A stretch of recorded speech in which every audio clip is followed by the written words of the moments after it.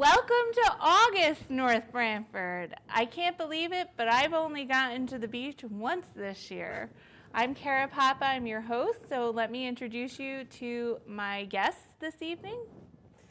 Hi, I'm Vikhil. I'm the property manager at Central Plaza. John Vignori, pastor over at Northford Community Church. Thank you both for joining me. Thank you, Absolutely. Kara. I only have a few things for you tonight. I just want to first put out a huge thank you to all of the POCO people, all of the volunteers, everybody, especially leadership team, for coming on. I hope you caught that pod last time.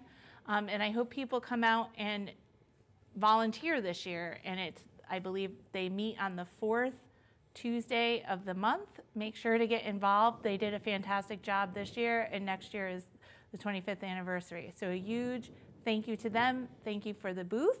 Thank you for coming on the pod and debriefing. And thank you for all you do all year round to get us together as a community. So on that note, I just want to, because I believe in transparency, so I want to be transparent with you. We had a little change to the petition. We changed a colon to a period. We are still waiting to hear back on a ruling from the town attorney. It's summer, he was on vacation. Grace be to that. So I just want to be transparent with you.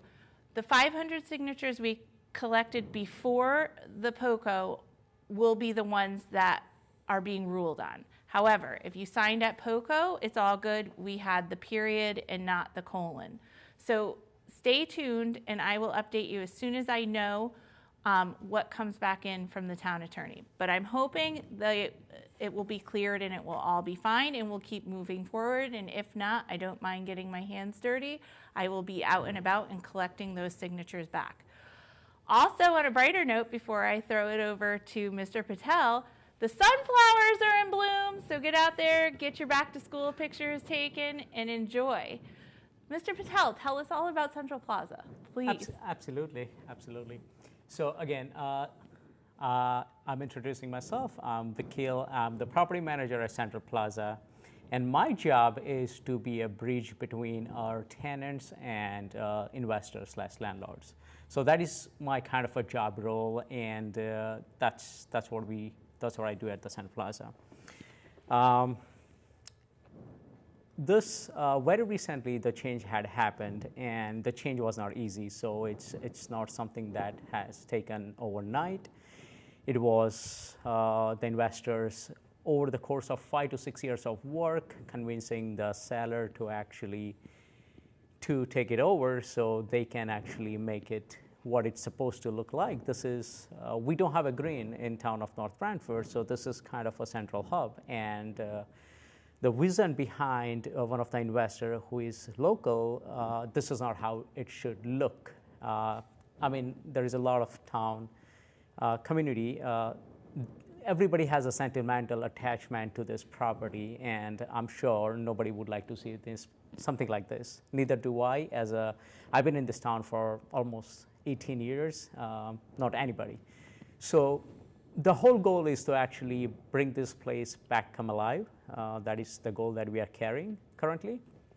And I think I see it as a community partnership. So it's not something that we'll be able to do it ourselves. It's something we would like to hear from our town, maybe businesses, residents, or town leaders, like what they like to see, how we can shape this better. So we are not just like, we come in, it's not a purely kind of like, people would think it's a money-making machine. No, it's not the case. It's something that we want to grow together as a community. So that's the goal and vision we are carrying, and we'll see how it goes. Thank you so much. Absolutely. I love that. I'm up, I guess. All right.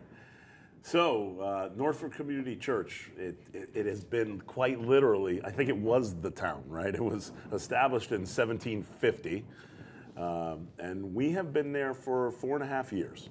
And it was formerly Northford Congregational Church, and now we're Northford Community Church.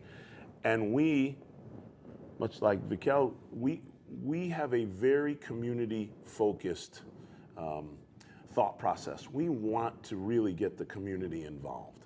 We love the fact that we can open up and do several different events over at the church.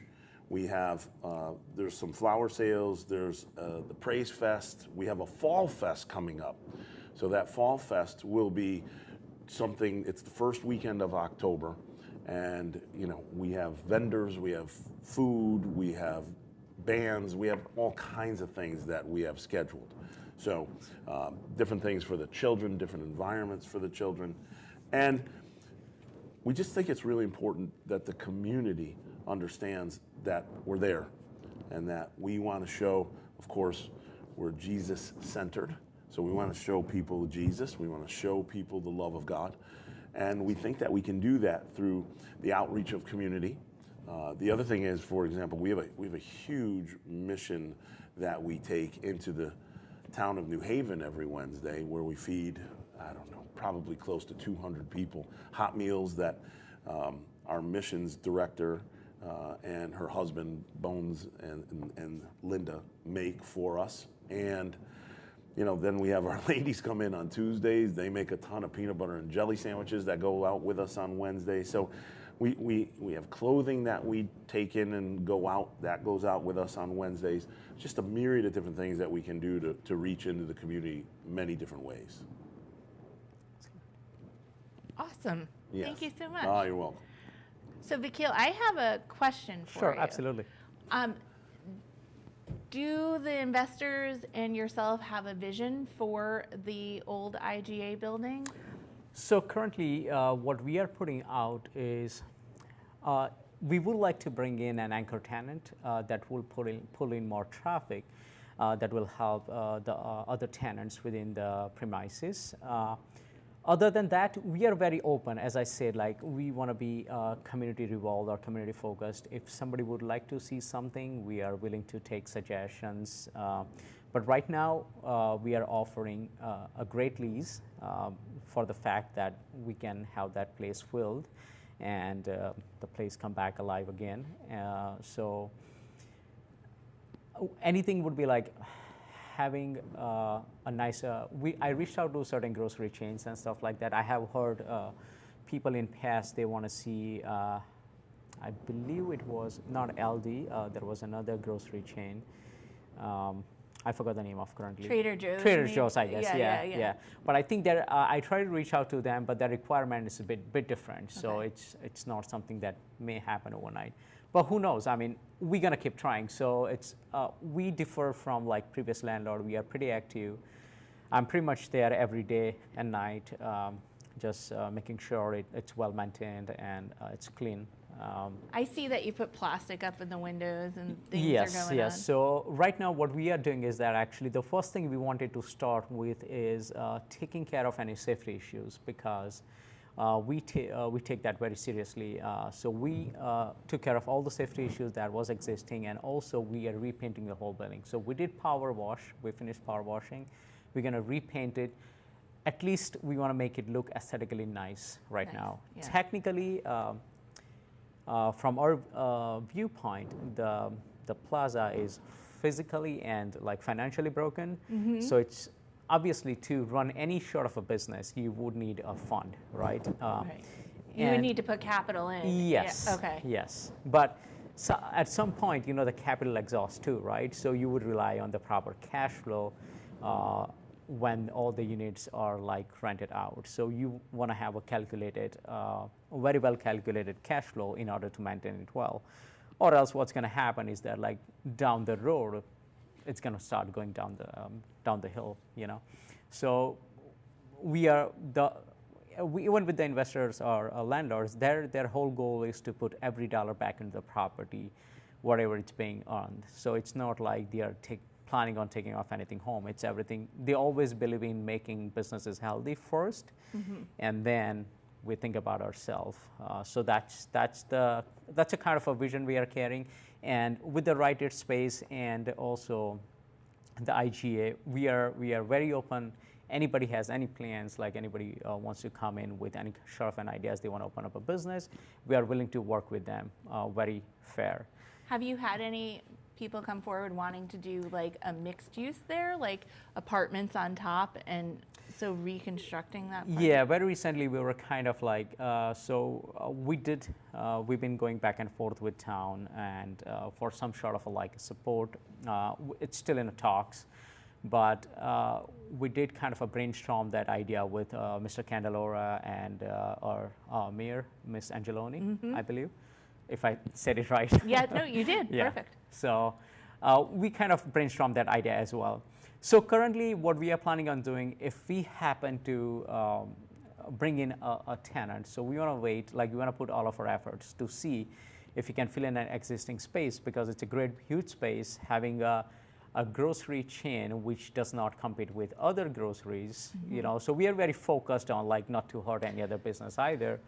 Well, I'm curious to know, are you looking at that as two spaces? Because that used to be two spaces, the grocery store and then the Rite Aid, right? It's still a two space. So it's still two, It's still you're a two still space. looking at it Yes. as two space. Yes. Okay. But as I said, we are willing to open, like, so if, let's say, for example, tomorrow, if a grocery chain comes in and say they want to knock down the whole thing and put up a whole new building, we are willing to work with that as well. Or after trying for maybe a year or so, let's see if nothing works out, that's when we really want to actually start executing the another portion to see if we can do a mixed use where apartment above and retail downstairs. Yep. Nice. But right now we are just going through a lot of different ideas. Right. Yeah. It's very new because Very you new, just took yeah. over. Yes. Yep. That's great. Yep. And I love that you're community based, and I love that you're willing to talk. Oh no, talk to absolutely, people. absolutely. Yeah. Very willing to open. In fact, when we had a change of hands, we had actually a group of people or business owners. They were interested in opening like indoor kind of like training facility for the kids, like a kind of indoor basketballs, kickboxing, and stuff like that. So we kind of explored the idea. They did their calculation. We did our calculation. We offered a very nice, very lucrative offer.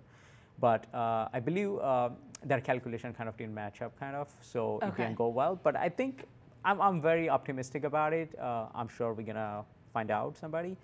I like to reach to Ferrero's Market because that would be something nice addition to this town. It would go align with the community. Yeah. So. But we'll see. We'll explore. Awesome. I even reach out to Chipotle to see if they show any interest, because usually Starbucks and Chipotle go hand on hand. Oh, okay. I've heard that. Yeah. So they are currently had a lease in Guilford and East Haven. So they asked us to wait. So we'll wait. Okay. We'll see. We'll explore. Awesome. That's exciting. All right, John. I have a couple questions for you. Right. Tell us about Fall Fest. All right, Fall Fest has been going on now for a couple of years.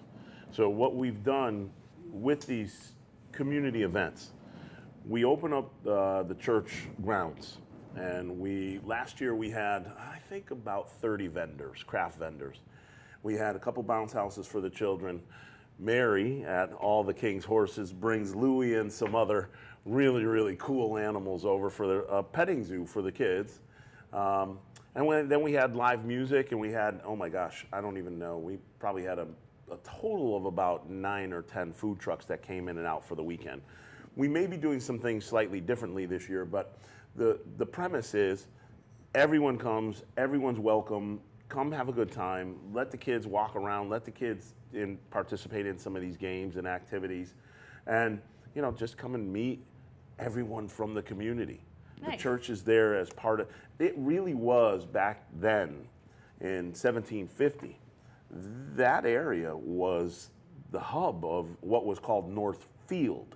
Right. So we would like to be that hub again. Well, it's funny that you say that. We a couple episodes ago we had the Episcopal Church on, and we were talking about it. And I learned, and I had never known this, but the Congregational Church was the town hall. Yes, it was. Before 1816, Yes. when religion separated. Yes. And so.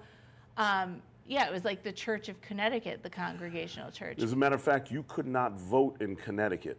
Connecticut's charter, if you were not a member of the Congregational Church, you could not vote. Oh. Jefferson was not saying there was a separation of church and state. The reason he wrote his letter to the Danbury Baptists was because they were also God-fearing, God-believing people, but yet Connecticut's charter said you cannot vote unless you're a Congregationalist.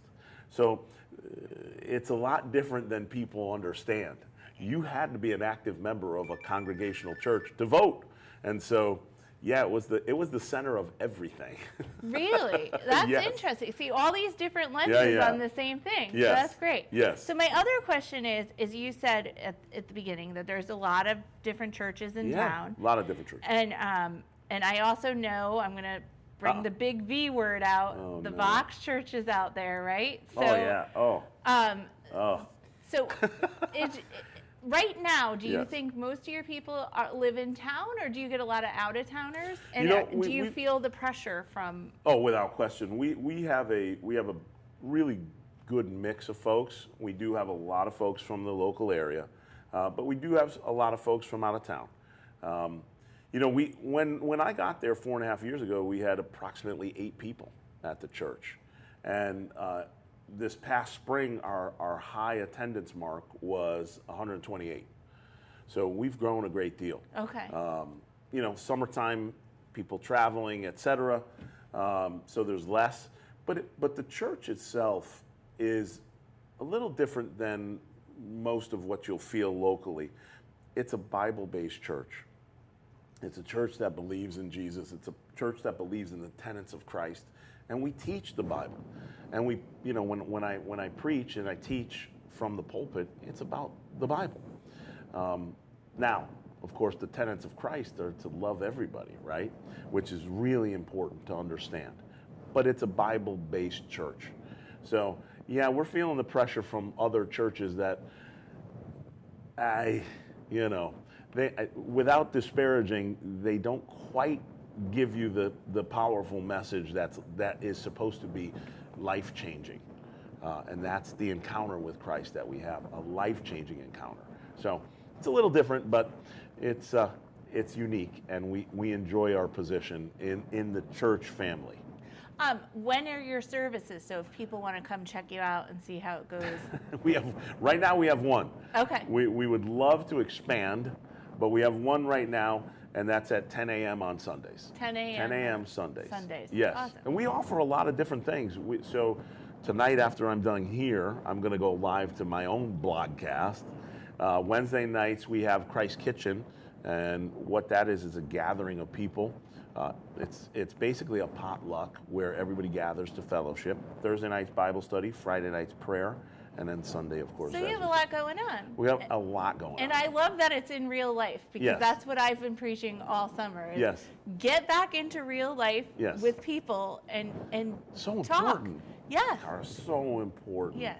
So important. We don't, how do I just met Vikhil, right? So how do I know what he's got going on over at the Plaza without ever meeting him? Exactly. That's why the community is so important, because if I'm going to help him or somehow we get together so that maybe I know somebody that's looking for retail space. Exactly. We don't know this if we're not communicating with each other. Right. So I love it. Yeah. I love this. This is fantastic stuff. Awesome. Well, thank you both so much for coming on. I hope our viewers got to know something, and if you have questions, please reach out and ask. And John is at the church all week long. Yes. And Vikhil is at the Plaza, or I'm reachable. I can share my phone number if you like, but I'm pretty much reachable. I'm around. Yeah. You're around. If you want to share your phone number, you can. Sure, absolutely. So I can be reached at 860-964-9984. Again, it's 860-964-9984. I mean, I like to hear. Absolutely. That's amazing. Very good. Thank you so much. That's awesome. And if you have any questions, please subscribe to Totucket TV's YouTube channel. Get in real life, and have a great September, everybody.